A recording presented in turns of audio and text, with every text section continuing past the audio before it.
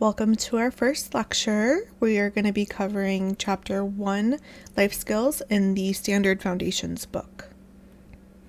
The learning objectives for this section is to explain life skills, list the principles that contribute to success, design a mission statement, set long-term and short-term goals, demonstrate effective time management, employ successful study habits, define ethics, and develop a positive personality and attitude. You can be really good practically, so doing actual hands-on services, or book smart and be getting 100% on all your tests and exams. But if you don't have good life skills, you might not be a successful esthetician. The life skills that will help build your success are going to be communication, decision-making, image building, customer service, self-actualization, goal setting, and time management. Some important life skills for a satisfying career include being helpful and caring to everyone, make good friends because the crowd that you participate in does influence you, so the good and the bad, having a good sense of humor, maintaining a cooperative attitude, so not being difficult or a negative Nancy or a Karen, approaching your work with a strong sense of responsibility, so having good work ethic, being consistent in your work and not slacking off just because you're not being graded or someone's not watching you, adapting successfully to different situations. This is something that can take practice, and it's a little bit easier after you've gained more experience. Sticking to a goal and seeing the job through to completion. Mastering techniques to become more organized, and also developing sound decision-making skills. Now for question 1, which you will answer under the quiz section on D2L, based off of the last slide's points, what are some of your life skills strengths? Self-actualization is fulfilling one's full potential, and that's something that requires a lifelong commitment. It's really about becoming the best version of yourself. Some action steps for success include building on your self-esteem, building on your own strengths, which promotes your self-esteem, being kind to yourself, staying true to yourself and not changing for someone else. So just overall being authentic, practicing new behaviors, so speaking with confidence, standing tall, using proper grammar, keeping your personal life separate from your work life, because interchanging the two becomes unprofessional at work and it can become stressful at home. Keeping your energy up, so taking care of yourself, eating healthy, getting enough sleep, managing your time wisely, or if you're like me, you can drink some energy drinks. Respecting others and also staying productive are great action steps for success. Bad habits are not being productive. So a couple of them would be procrastination, so putting off until tomorrow what you should be doing or could be doing today.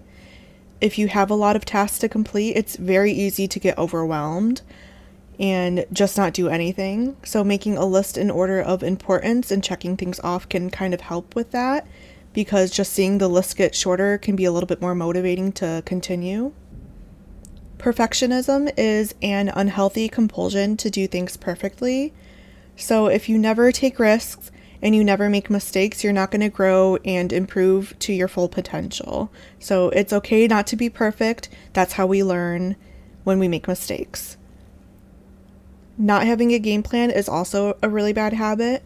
So a game plan is the conscious act of planning your life instead of just letting things happen.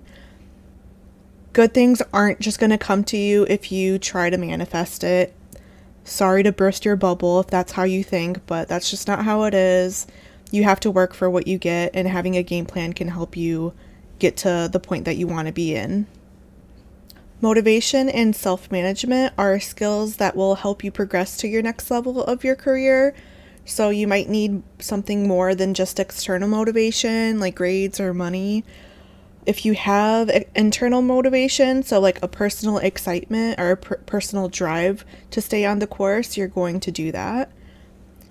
Also, embracing creativity by being positive and looking around for creative inspiration, improving your vocabulary, and just surrounding yourself by other people that share your passion will help you be pushed to do better. Now, a mission statement is something that establishes the purpose and values by which an individual or institution lives by or works by. So some companies, including spa businesses, will include a mission statement on their website just to kind of give a little bit of a background about them or what they're there for or what they believe in. Mission statements generally provide a sense of direction by defining the principles and clarifying the goals, and it also tells us how an organization operates. Mission statements should also explain the values you live by and set future goals. Now for question 2, what is a bad habit of yours that you would like to work on? Goal setting. So goal setting is the identification of long-term and short-term goals. You can map out your goals and see where you need to focus your attention to complete them. And when you set goals, you want to categorize them based on the amount of time it takes to accomplish them, which is the short-term versus long-term. Short-term goals are typically accomplished in a year or less. So for example, this program is less than a year. So setting a goal to complete the program and pass your state exams would be a short-term goal because that is something that you could feasibly do within a year. Long-term goals are usually accomplished in more than 1 year and are often measured within 5-year increments. So 5 years or 10 years or even 15 years. So that would be like, do you want to own your own business in 5 years or 10 years? Another example of both short-term versus long-term would be, for me, for example, I would like to pay off my car within a year, so that would be a short-term goal for me. But I would also like to save for a house so I can put a down payment on a house, and that would be a long-term goal because realistically I'm going to need a lot more money than it would to pay off my car. So short-term versus long-term. To demonstrate effective time management, one of the things that we can do is to prioritize. So prioritize by ordering the task that you need to do or you need to complete in order from most important to least important. You can also personalize your time management system, so do what works best for you.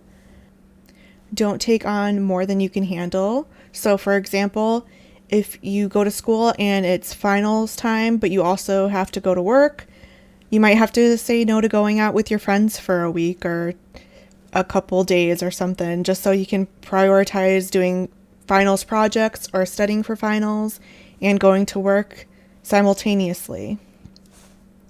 Learning and using problem-solving skills. Plan downtime. So sometimes we can't be efficient if we're feeling a little bit overwhelmed with tasks. So it's good to have time for a break if you need it. So having a planned break time is beneficial. Maybe go on a walk or just watch a couple videos before you get back to work to kind of clear your head and make you able to refocus. Carrying a notepad, organizer, tablet, or other digital applications can be handy to write down ideas as well. Making daily, weekly, and monthly schedules for work, study, and leisure times is also a good idea. Identify the best times for productivity and relaxation. So for example, if in the morning when you've had your morning coffee or any caffeine at all, you might feel a little bit more productive or energized, so you might be able to get things done a little bit more efficiently. And at nighttime, you might feel like that's a better time for you to relax and wind down before bed. You can reward yourself by allowing yourself a little special treat or doing an activity that you like to do if you find that you've managed your time efficiently.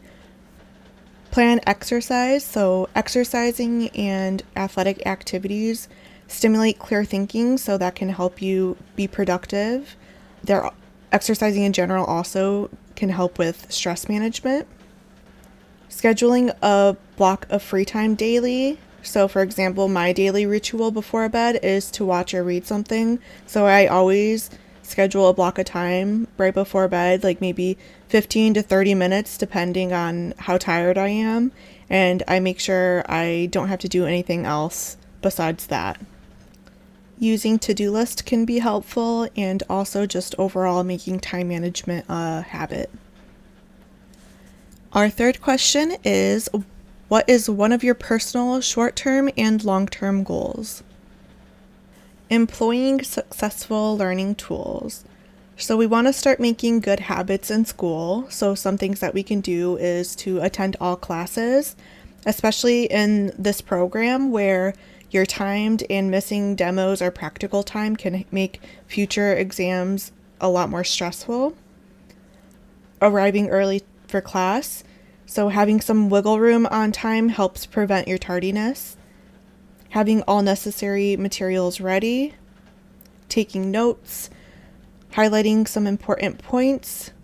And then also when something's not clear, asking for clarification. And if you're still unsure, it's always okay to ask for assistance again. We can employ successful learning tools.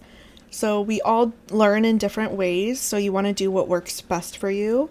And you might have to play around and try different things to find what works best for you and absorb and retain information. But some things that might help is repetition. So repeating information in your head, listening to the lecture, reading the book or reading it out loud, and then also completing homework assignments shows repetition and can help our short-term memory keep that information for when we need it. Organization can also be used to process new information for both short-term and long-term memory use. Mnemonics are memory devices that help you remember or recall information, and there's a couple listed here. So word associations, which connect new information with prior knowledge, and it's best to use when the association means something to you personally. Acronyms are made by using the first letter in a series of words. So for example, there is PESTEV on the screen, which stands for parietal, ethmoid, sphenoid, temporal, occipital, and frontal, and that's a good way to remember the bones of the skull. Songs or rhymes are also simple phrases that make information memorable with music or rhyming. There are also visual study skills that can be used if you feel like you are a visual learner. So there is something called mind mapping, which is a method that creates a visual representation of your thoughts, ideas, or class notes, and it emphasizes the links between concepts for better reflecting of how information is stored in the mind. Also, note-taking is a great skill to develop for both studying and working in the business world. So when taking notes, you can listen and watch for some cues to know what you should write down. So if the speaker emphasizes words or phrases, you might want to write that down. If you hear a directive saying like you need to know or you might want to remember, you should write that down.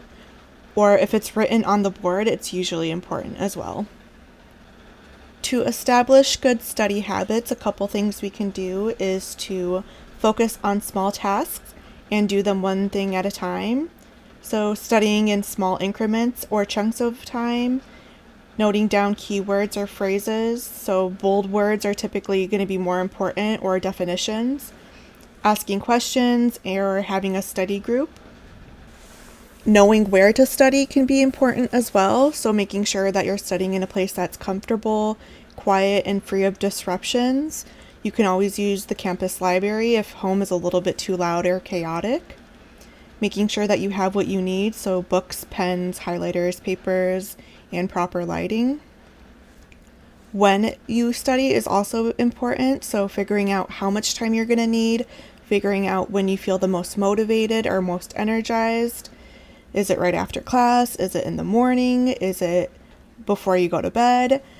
Practicing effective time management by using your time effectively and studying during the times that you normally wouldn't be doing anything is also a good idea. And then also knowing how to study, so studying one section at a time, reviewing key points, highlighting keywords or phrases as you go along, so when you do go back, they stick out a little bit more, and testing yourself on each section to see if you understand that information.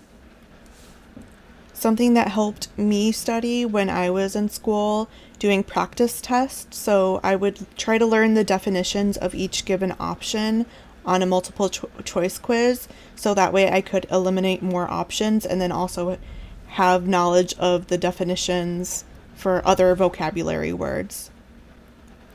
Ethics. So ethics are principles of good character, proper conduct, and moral judgment. They are the moral principles by which we live and work. And in a salon or spa setting, ethical standards should guide your conduct with clients and fellow employees. So some things that we would want to do to embody ethical qualities or for professional ethics would be self-care. So taking care of ourselves. We don't need to spend money on self-care, but just keeping well-groomed, exercising, meditating, or getting enough sleep all help practice self-care. Integrity, so maintaining your integrity by matching your behavior to your values. Discretion, so not sharing personal issues with clients or never repeating personal issues that clients have shared with you. And communication, so being aware what you say and how you say it, including your nonverbal communication. And for question 4, have you ever witnessed unethical behavior? And if you did, what happened? Developing a positive and personal attitude. So attitude improvement is a process that continues throughout our life. In both business and personal life, a positive attitude will help you gain more associates, more clients, and friends. And a couple positive characteristics are diplomacy, so being tactful by being truthful and not critical. Having a pleasing tone of voice, so softening your voice and speaking clearly and delivering your words pleasantly. Emotional stability, so remaining in control, especially during a confrontation, is a sign of maturity. Sensitivity, so this is a combination of understanding, empathy, and acceptance and compassion. Values and goals, because they help guide our behavior and give us direction. They are also acquired and developed. Receptivity, so being interested in and responsive to opinions, feelings, and ideas of others. And effective communication skills, so practicing active listening, which are both verbal and nonverbal. The learning objectives that we covered were explaining life skills, list the principles that contribute to success, design a mission statement, set long-term and short-term goals, demonstrate effective time management, employ successful study habits, define ethics, and develop a positive personality and attitude. And this is going to conclude our lecture for Chapter 1, Life Skills in the Foundations book.